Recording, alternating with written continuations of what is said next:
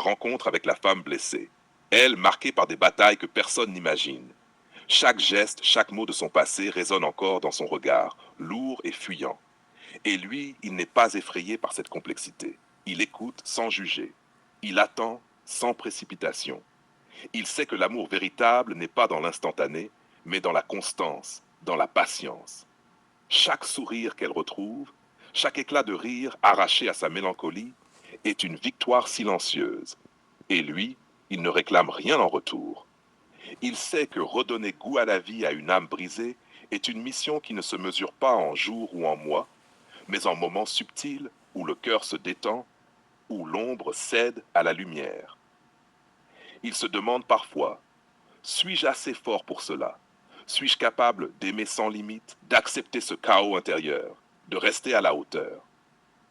Et puis il la regarde et tout devient clair. Le courage n'est pas l'absence de peur, mais la décision de continuer malgré la peur. L'amour n'est pas la possession, mais la capacité de tenir, de rester, de reconstruire. Un grand homme, c'est celui qui ne fuit pas devant la complexité, devant les blessures que le monde juge trop lourdes.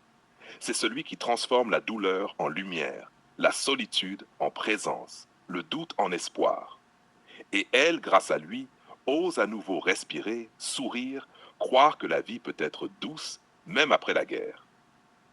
Redonner goût à la vie, c'est un art. Et seuls ceux qui ont la patience, le courage et l'amour indéfectible peuvent le pratiquer.